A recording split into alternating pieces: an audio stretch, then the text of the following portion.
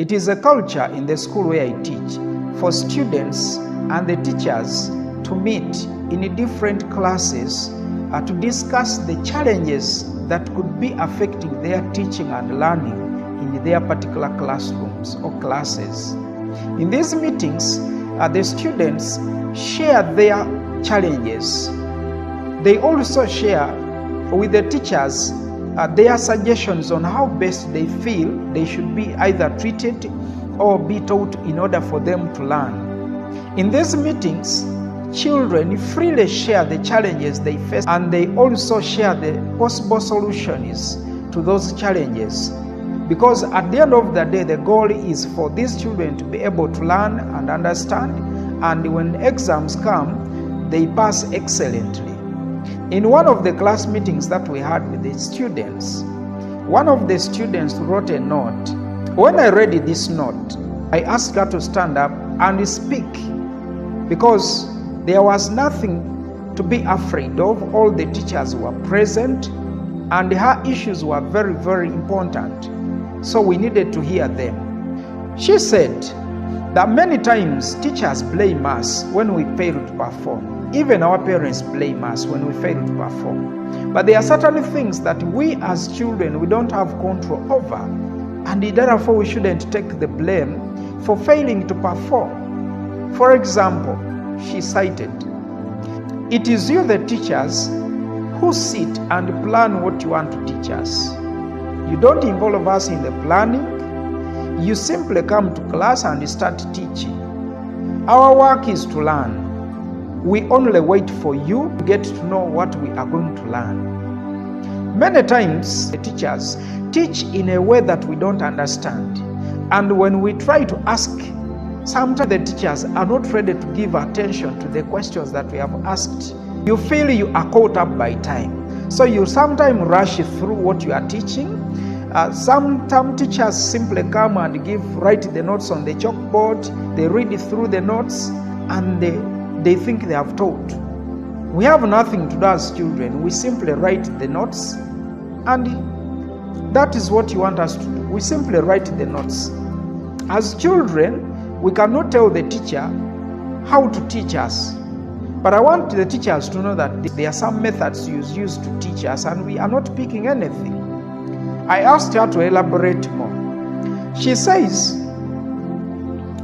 that some teachers, especially the teachers of literacy subjects, they come to teach and simply write the notes on the chalkboard. They read through the notes and they think they have explained. And some of us have not understood.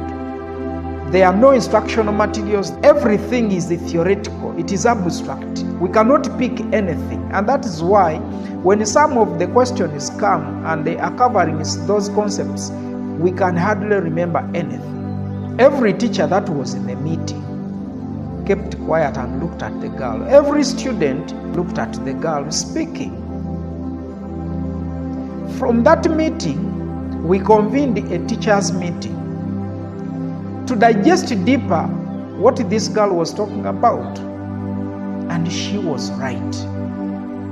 Many of us simply go to class and teach the way we want to teach. Even when the way we want to teach or we are teaching does not help the learners to learn. There are certain things that all students wish that all teachers knew.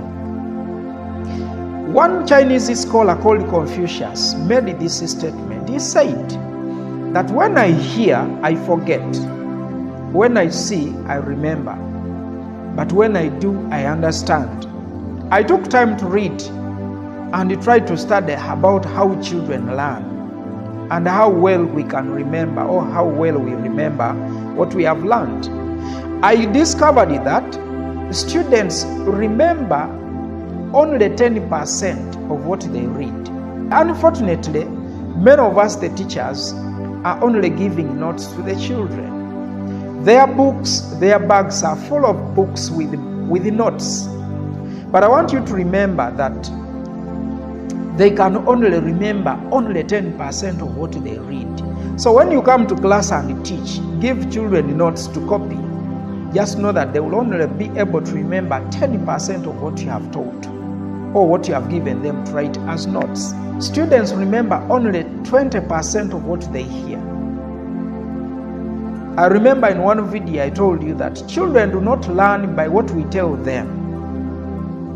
So whenever you come to class to teach, and you are speaking for 40 minutes out of the 60 minutes you have for a lesson, then I just want you to know that children will only remember 20% of what you have said. When you take children on an excursion, when you take children on a tour, they will be able to remember 30% of what they have seen. When you bring something in class for them to observe, they will only be able to remember 30% of what they have seen. Students remember 50% of what they see and hear. Now, what does this mean? Bring in movies. You let them watch video clips. Let them watch demonstrations. They will be able to remember 50% of what they see and hear. And then, when children get involved, when children talk, when children are involved in the discussions, they are able to remember 70% of what they say. 70% of what they say. When children get involved, for example, in presentations, in debates, in having class discussions, that involvement of the child, active involvement of the child, will help them to remember 90% of what they have learned.